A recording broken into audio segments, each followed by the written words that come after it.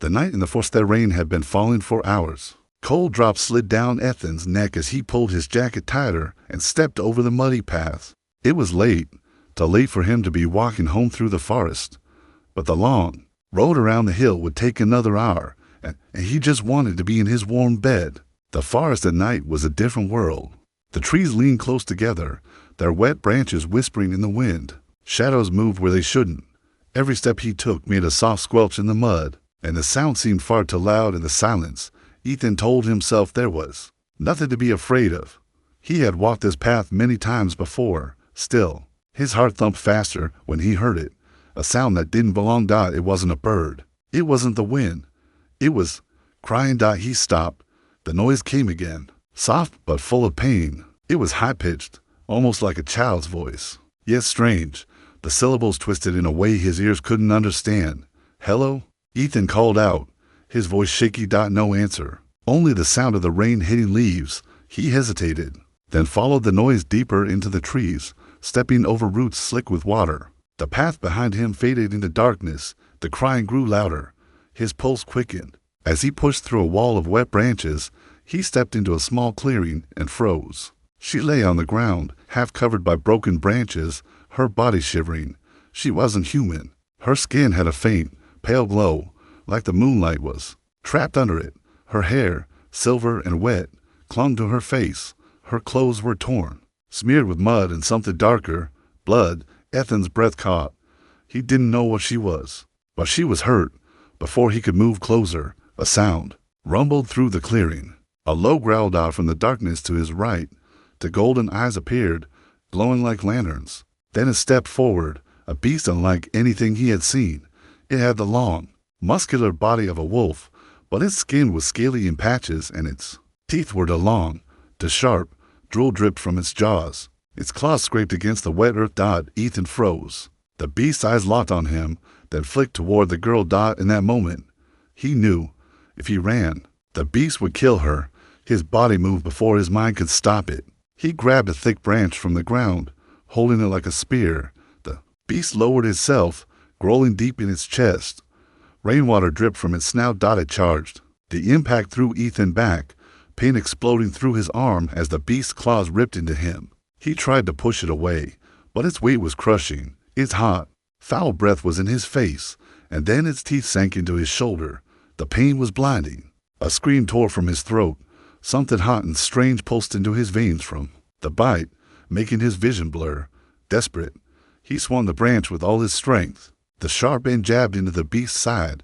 It howled, a horrible sound that shook the trees, and stumbled back. Ethan rolled toward the girl. She looked up at him with wide silver eyes, fear and something else, sorrow, in her face. Her lips moved, speaking words he couldn't understand. The beast recovered and lunged again, but this time Ethan stabbed the branch deep into its shoulder. It shrieked and pulled away, disappearing into the darkness between the trees. Ethan's arms trembled. His vision was fading. The pain in his shoulder was spreading, not just through his skin, but deep inside, burning like fire in his blood. The alien girl reached out, her hand cold but gentle against his cheek. She whispered something soft, musical, and full of meaning. He couldn't grasp. Then the rain grew louder, or maybe the world grew quieter. The trees swayed above him, their shadows closing in. The last thing Ethan saw before darkness took him was her face, pale, glowing, framed by the falling rain. And the last thing he heard was her voice, whispering the same strange words again, as if they were a warning. The stranger with silver eyes. First thing Ethan noticed was the warmth. He was lying in his bed, under his own blanket, with the sound of rain still in his ears. For a second, he thought the night in the forest had been a dream, until the sharp, burning pain in his shoulder reminded him it was real. He sat up fast, breathing hard. His shirt had been changed. His arm was wrapped in white bandages. The air smelled faintly of herbs, nothing like the medicine his mother usually used. Footsteps echoed from the kitchen. A moment later, his mother appeared at the doorway, worry in her eyes.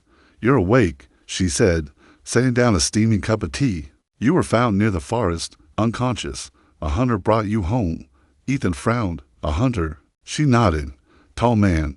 Said he saw you lying in the mud. He didn't leave his name. Disappeared before I could even thank him. But Ethan remembered no man. He remembered the glowing girl, the beast, the bite. He remembered her cold hand against his cheek and those strange, whispered words. He wanted to ask his mother if she had seen anyone else, but she was already fussing over his bandages. "You're lucky," she said. "If that man hadn't carried you here, you might have." She stopped herself, her voice catching. "Just rest, okay?" Ethan forced a small nod, but inside, his mind was a storm. That night, he couldn't sleep. Every time he closed his eyes, he saw the beast's golden eyes. He heard its growl in the silence, felt its teeth in his shoulder. The burning pain wasn't fading. It was spreading, a slow, strange heat crawling through his arm. He got up and went to the window, pulling the curtain aside. The rain had stopped, and the forest stood dark and still in the moonlight.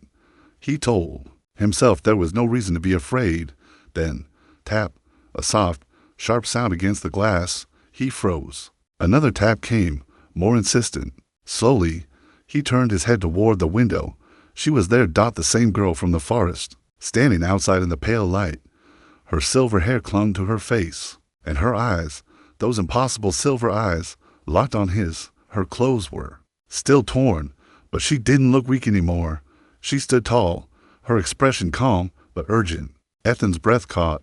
"You," he whispered, but she put a finger to her lips. He hesitated only a second before unlatching the window. She stepped inside, her movements so silent it was like she didn't touch the floor. The air around her felt colder, charged with some invisible energy. "You're alive," Ethan said, his voice low. "I told you," she replied softly, her accent strange, her words careful. "They couldn't kill me." "Who?" he asked. Her gaze flicked to his bandaged shoulder. "The beast," she said. "It is called a drav. It hunts my kind." But now, her voice trailed off, and she looked away. "What?" Her silver eyes returned to his, and for a moment, he thought he saw sadness in them. "Its bite will change you," Ethan laughed once, nervously. "Change me? Into what?" Before she could answer, her head snapped toward the window. Her body stiffened. "They're coming." Ethan followed her gaze, but saw nothing. Who? She moved closer to him, her voice barely above a whisper. "The hunters, not from your world." A sound broke the quiet, a long, low howl, far away yet too close for comfort. It was followed by another, deeper and more haunting. The hair on the back of Ethan's neck stood up. "That's the beast," he said. She shook her head slowly. "No, that's more than one."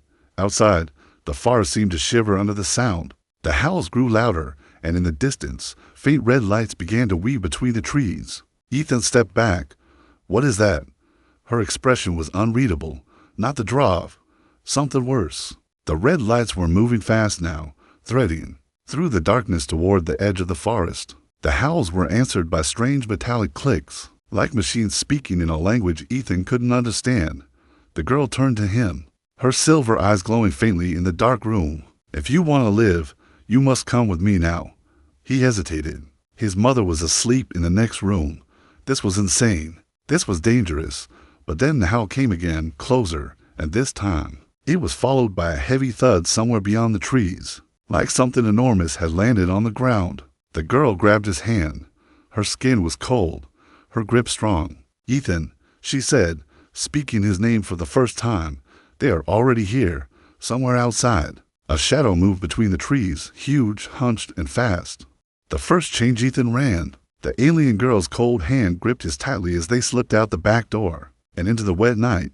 The grass was slippery under his shoes, and the moon hid behind thick clouds, leaving the yard in near darkness. They darted across the narrow field behind his house and toward the shadowy tree line. The air felt heavy, every breath tasting of metal and rain behind them. A strange hum began, deep and constant, like the sound of power lines, but louder. Ethan risked a glance over his shoulder.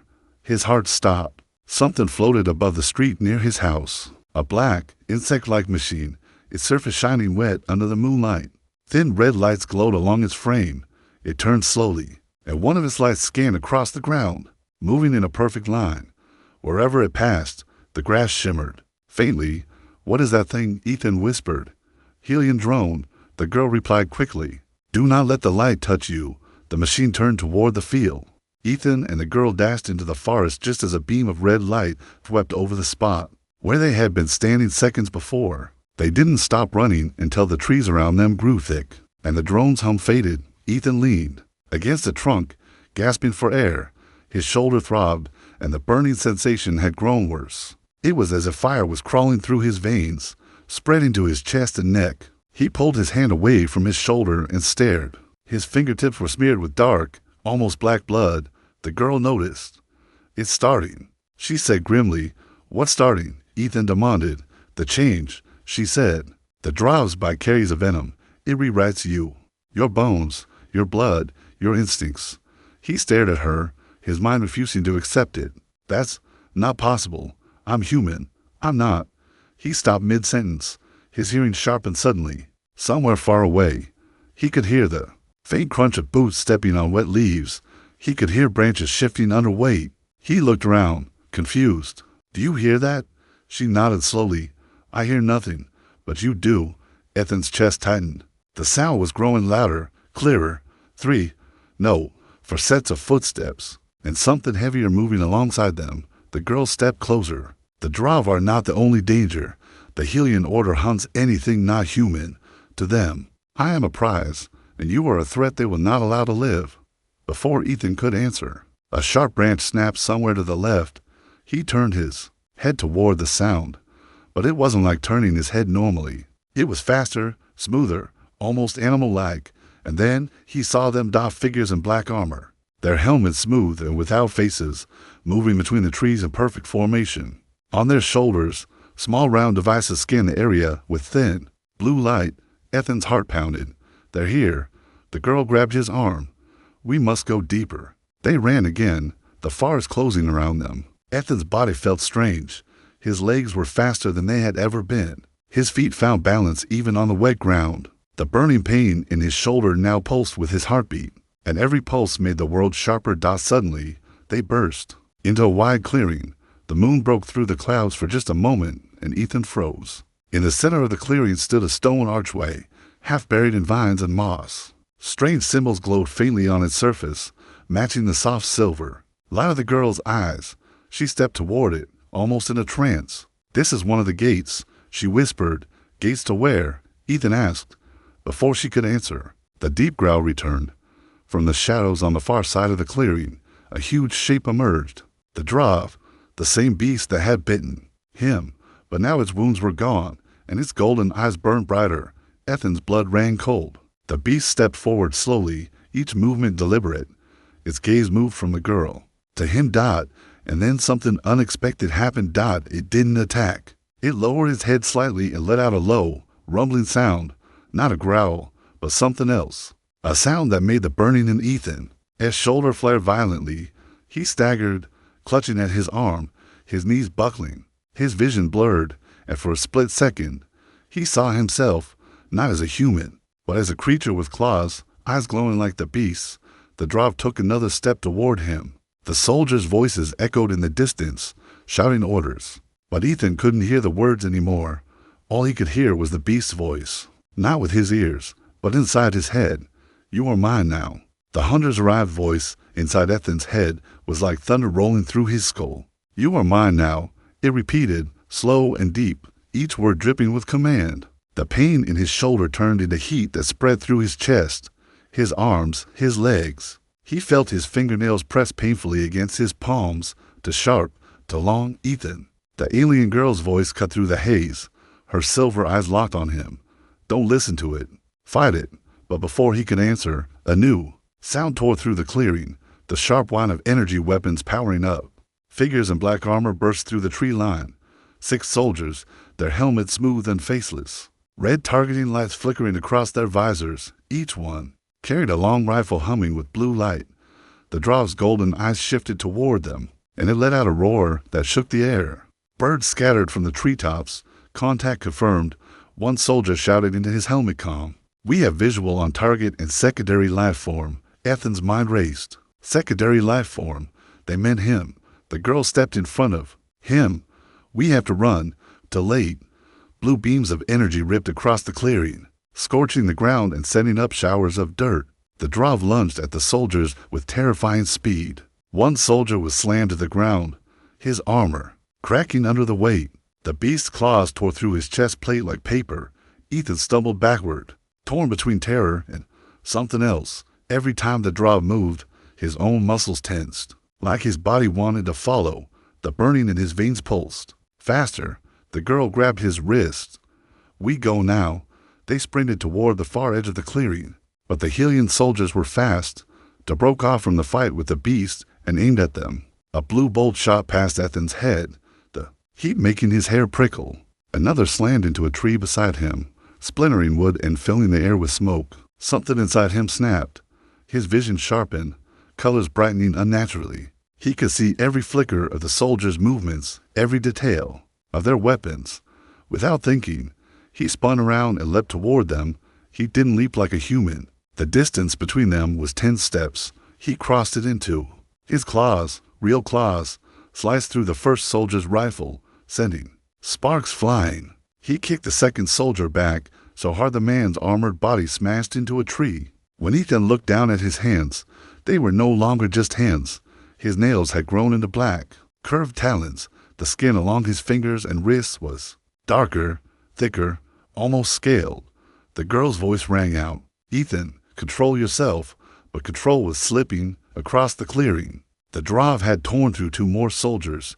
The remaining ones fired relentlessly, their shots lighting up the night. The beast took hits, snarling, but it didn't slow down.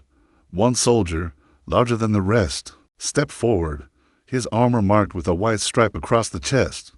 The commander. He raised a weapon unlike the others, a thick, heavy cannon that began to hum as it charged. The Drav roared, and for a moment, Ethan thought it would attack the commander. But the beast's head turned, and its gaze locked on him again. Ethan's pulse thundered in his ears. His claws twitched. He could feel the beast's voice pressing deeper into his mind. "Help me, and you will never be prey again." The girl grabbed his face, forcing his eyes to meet hers. "You are not one of them. You are human." Behind her, the commander's cannon fired. A searing white blast tore through the air. The Drav dodged, and the shot slammed into the stone archway. The glowing symbols flared brighter for a moment, then cracked, a deep rumble shaking the ground. "What did they do?" Ethan shouted. The girl's expression hardened. They woke it. The earth under their feet shifted. The broken archway pulsed with light, silver and blue, and the air grew cold. A sound like rushing wind filled the clearing, even though the trees were still. From the crack in the arch, a faint mist began to spill out, but it wasn't normal mist. It swirled with unnatural shapes, almost like figures moving inside it. The commander barked orders. "Secure the alien. Take the hybrid alive if possible." Ethan didn't need to guess who the hybrid was. The Drav roared again and charged, not at the soldiers, not at the girl, but straight toward him. The call of the Drav's charge was unstoppable. Its massive paws pounded the wet ground, claws tearing through mud and roots. The golden glow of his eyes burned into Ethan's mind, flooding him with a strange mix of fear and something darker. The girl, Lyra, shoved Ethan to the side just in time. The beast's body crashed past them, slamming into a Helian soldier and sending armor and limbs scattering into the air. Ethan stumbled, panting. His claws hadn't retracted. They pulsed with the same heat as the wound on his shoulder, the same heat that had been growing since the bite. Lyra grabbed his arm, forcing him to look at her. "Listen to me. Every moment you fight the change, you stay human. But if you give in now, you'll be theirs forever." Before Ethan could speak, the voice came again, deep, smooth, almost seductive. "Human strength breaks. Drav strength does not." The words didn't echo in the air. They echoed in his blood. All around them, chaos raged. The Drav tore through to more soldiers, but more arrived, their boots hammering the earth, weapons spitting blue light into the night. The commander barked orders, shouting to contain the hybrid. Ethan felt eyes on him. Not just the beasts, but the soldiers, Lyra's, the forest itself. "What do they want from me?" he demanded. "They want what's inside. You now," Lyra said sharply. "You are infected with Drav essence. They think they can control it, but they can't. No one can." A sharp pain stabbed through Ethan's head, making him stagger. His vision doubled, once as himself, once as something else. In the second vision, the soldiers were prey, easy prey. His claws twitched in hunger. The Drav circled the clearing, avoiding the stone archway that still pulsed with eerie light. It moved closer to Ethan this time, slow and deliberate. It lowered its head in a strange gesture. Not submission, but imitation. Lyra's voice rose in alarm. Don't look at it. But Ethan couldn't look away. The beast's thoughts poured into him. You bleed as I do. You see as I see. Join me, and we will end them all. For a moment, Ethan felt what it felt. The strength in its muscles, the raw speed in its legs, the perfect balance of predator. Instincts, no fear, no hesitation, only the thrill of the hunt. The soldiers opened fire again. Beams scorching the earth around them, Lyra tried to pull him back toward the trees. But his feet didn't move. The archway's glow grew brighter, the mist spilling. From its cracked center was thicker now, swirling with vague forms, tall, lean figures with elongated limbs, their shapes shifting in and out of focus. The air around it hummed with power, and the temperature dropped sharply. Lyra's eyes darted to it. We can use the crystal, the one inside the Ark's core. It can burn the infection out before it's too late. Ethan's breathing grew heavier. And if it's already too late, then you won't be here to ask me that, she said, her tone sharp, but her eyes full of fear. The commander raised his cannon again, this time aiming at the Drav. Ethan felt panic, but it wasn't his panic. It was the beast's. The connection between them pulsed hot and fast. Without thinking, Ethan moved. One moment, he was standing beside Lyra. The next, he was across the clearing, between the commander and the Drav. The blast from the cannon fired, and Ethan swiped his claws upward, deflecting the beam into the sky. The force of it shook his arms, but he stayed standing. The commander stepped back. It's responding to the Drav. He's too far gone. Lyra's voice broke through again. Ethan, if you want to save yourself, follow me now. The beast's voice roared in his skull. Or save me, and we will rule this forest together. In the chaos, more soldiers poured into the clearing. Energy beams flashed in every direction. One struck Lyra's side, and she cried out. Falling to her knees, Ethan's heart lurched. The beast turned his head toward her and growled, low and threatening, not at her injury, but as if claiming her as part of its prey. That was the breaking point. Ethan lunged at the Drav. Their clash shook the ground, claws meeting claws, teeth snapping inches from each other's faces. The connection between them burned hot, like two minds locked in a single fight for dominance. You don't control me, Ethan growled aloud, though part of him wasn't sure if he believed it. The beast only grinned, a terrible, knowing, grinned out from the corner of his eye. Ethan saw the commander aiming again. The next shot would kill one of them. Lyra staggered to her feet, clutching her side. Ethan, the crystal, she shouted, pointing toward the archway's glowing core. The mist thickened, and a shadow moved inside it, larger than the Drav, its shape barely visible. Ethan realized they were out of time. He could either take the crystal and risk dying in the process, or give in to the Drav completely and survive as something no longer human. The beast's eyes bored into his. Choose, blood brother. The final hunt clearing was no longer just a battleground.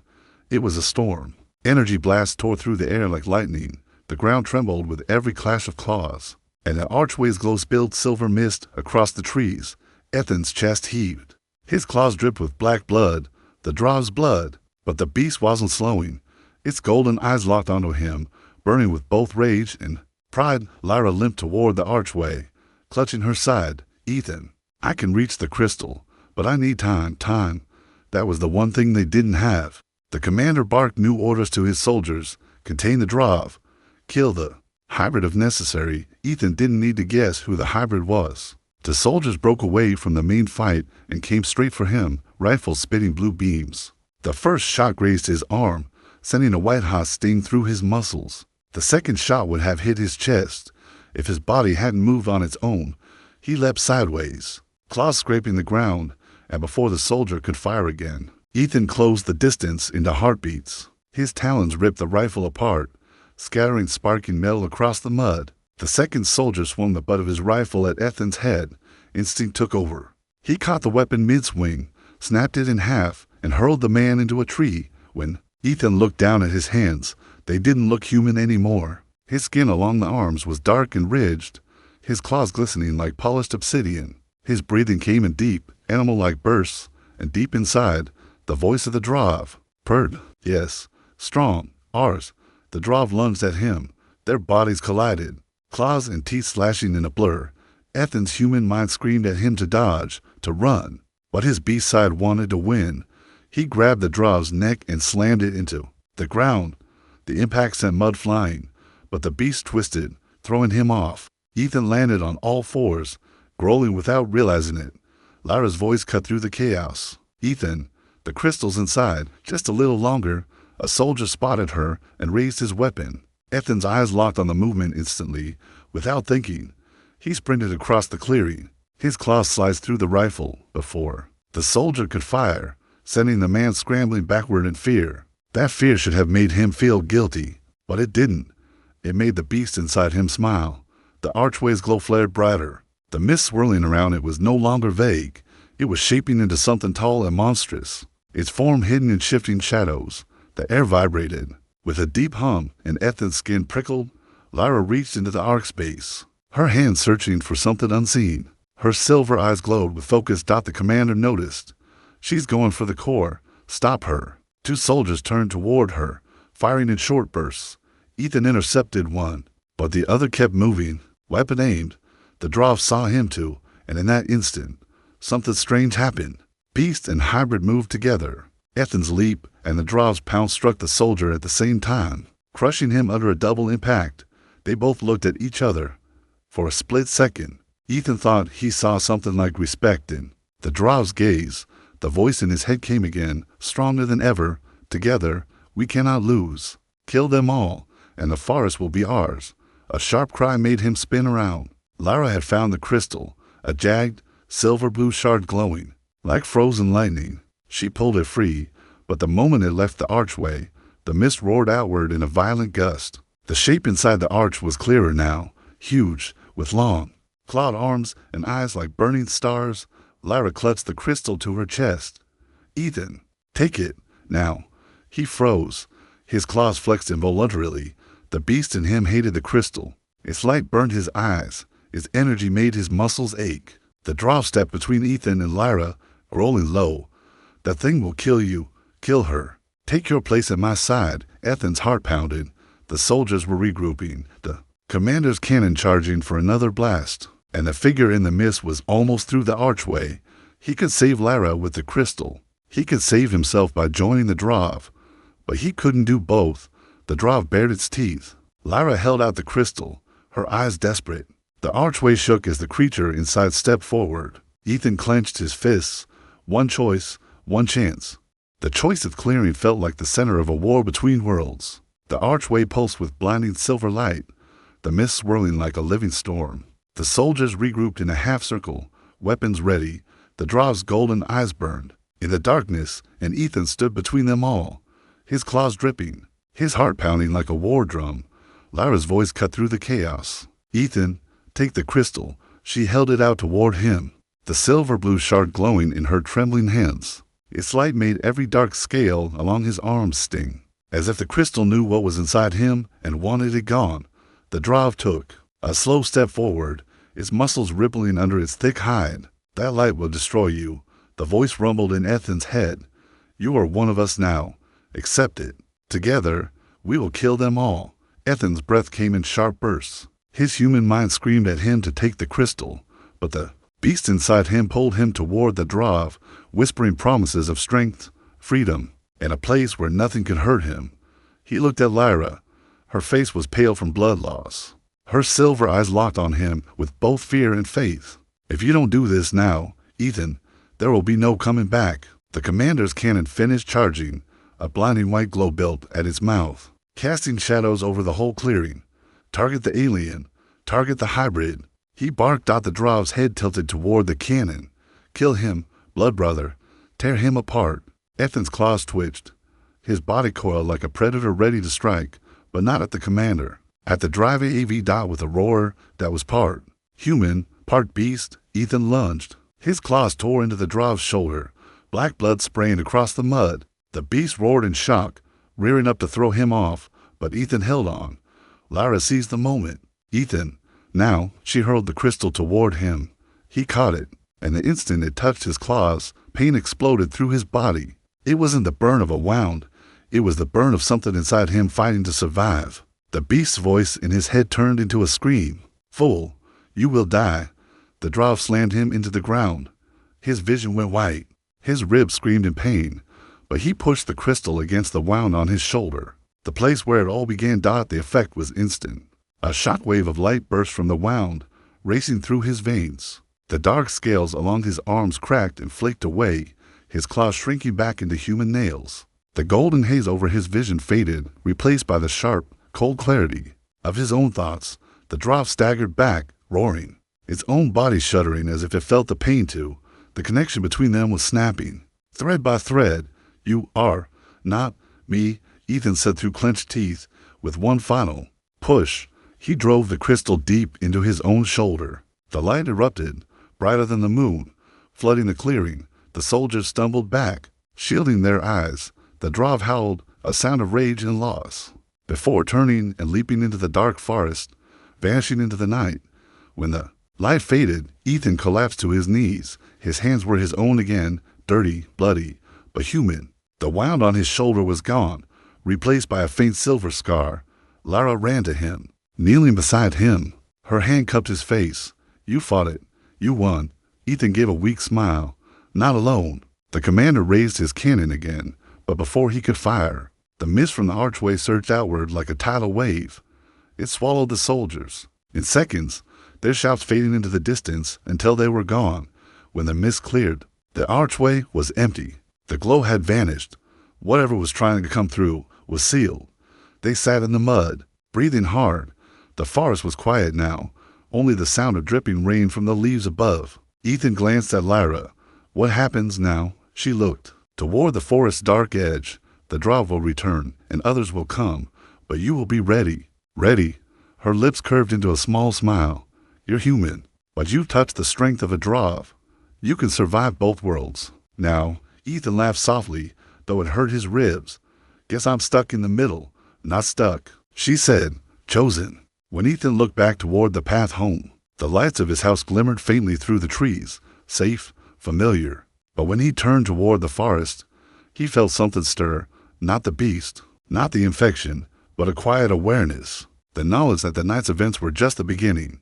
Lyra stood, offering him her hand. "Walk with me." Ethan took it, his human hand in hers. No claws, no scales for now.